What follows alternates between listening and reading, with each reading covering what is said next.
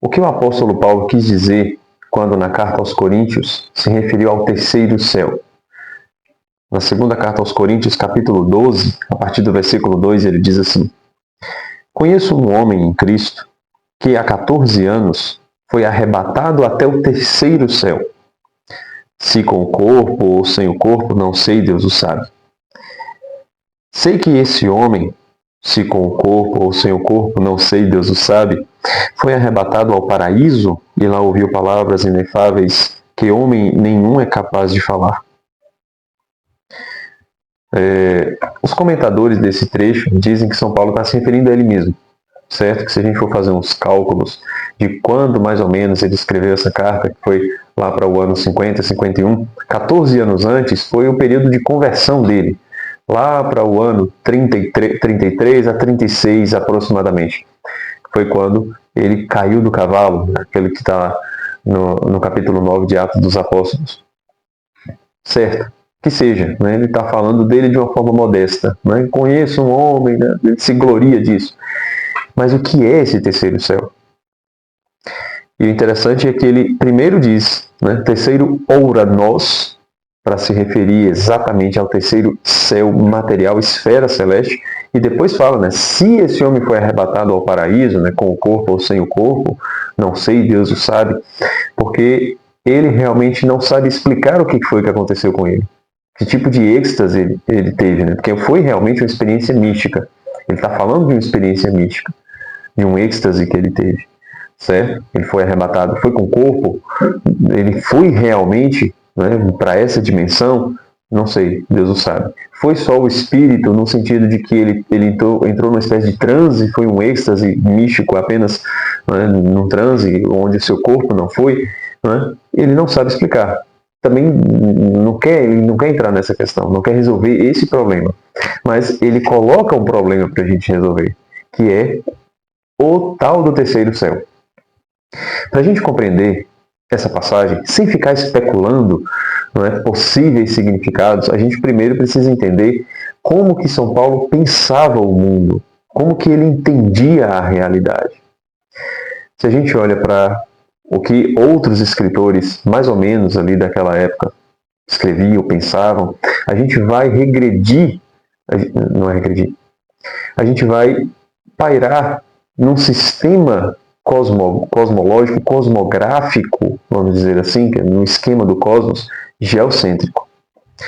Cláudio Ptolomeu, que nasceu 50 anos depois da carta de São Paulo aos Coríntios, né, lá no Egito, ele que era um homem grego, né, mesmo ali no Egito, na Alexandria, escreveu seu Tetrabiblos, e nesse tratado de astronomia, ele fala das esferas dos planetas.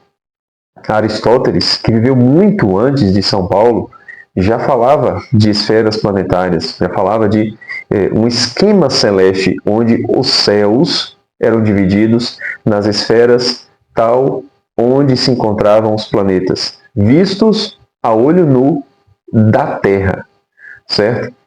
Então, antes de São Paulo, depois de São Paulo, todo mundo pensava desse jeito. É lógico, é óbvio que São Paulo também pensava dessa mesma forma. São Paulo que era o apóstolo dos gentios, quer dizer, aquele que pregava para os pagãos, não para os judeus. Certo? A gente pode até tentar, né, compreender ou discutir dizendo que os judeus tinham uma forma de enxergar o mundo um pouco diferente dos pagãos, dos gregos, que seja.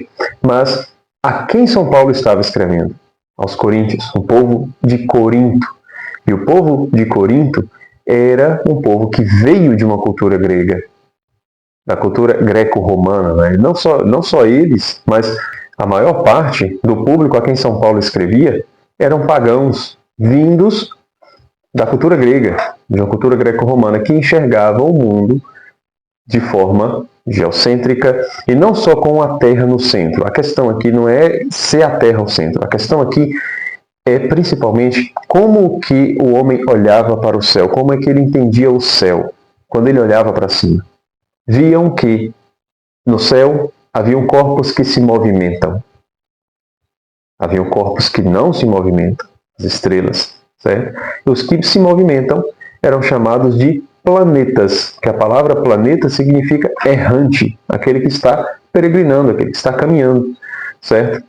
E de acordo com a intensidade, o brilho de cada um, de acordo a forma como que quando uma surgia, a outra desaparecia, eles especularam dizendo que uns desses planetas estavam mais próximos da Terra do que outros. Tá? É evidente que o que está mais próximo de todos nós é a Lua. Aí você vai dizer assim, não, mas a Lua não é um planeta, ela é um satélite natural da Terra. Beleza, essa nomenclatura é moderna. Tá? Para os antigos, tudo aquilo que está se movimentando no céu é planeta. Certo? Então a Lua é também. Se é um satélite natural da Terra, é uma nomenclatura moderna. A gente vê a Lua indo de um lado para o outro, pronto, é planeta. O Sol também, planeta. Certo?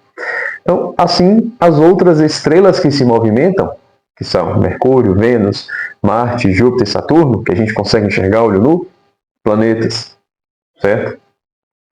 Mas de acordo exatamente a intensidade, o brilho, uns estavam mais próximos que outros. Depois da Lua, havia Mercúrio.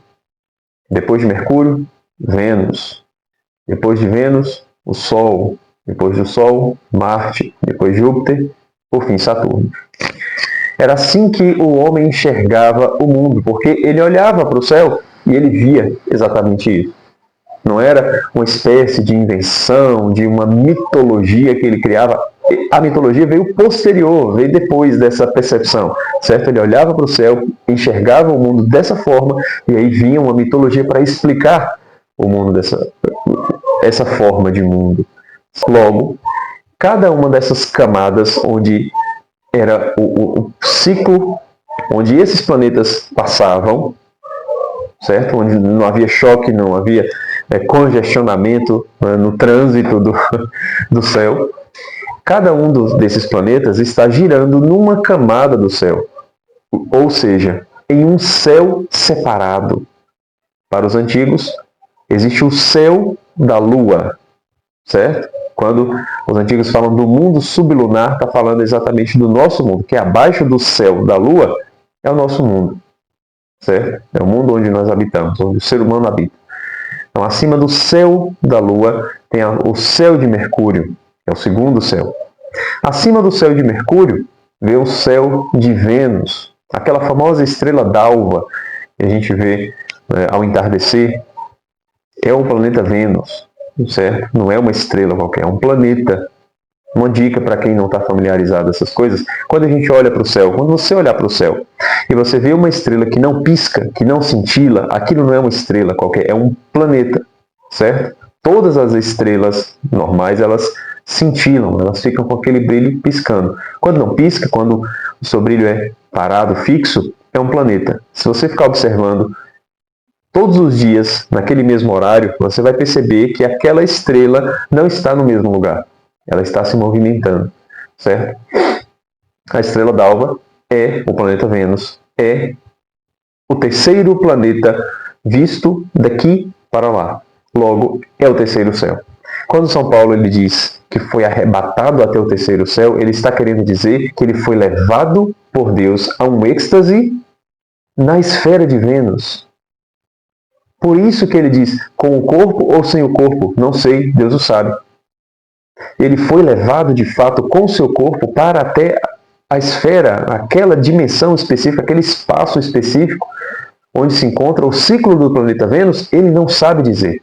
Mas por que São Paulo está falando do planeta Vênus e não de qualquer outro? Vênus é o que está logo abaixo do Sol. O Sol é símbolo de Jesus Cristo.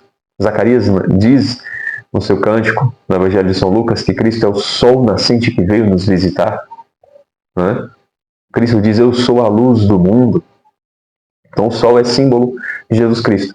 Vênus é o que está logo abaixo.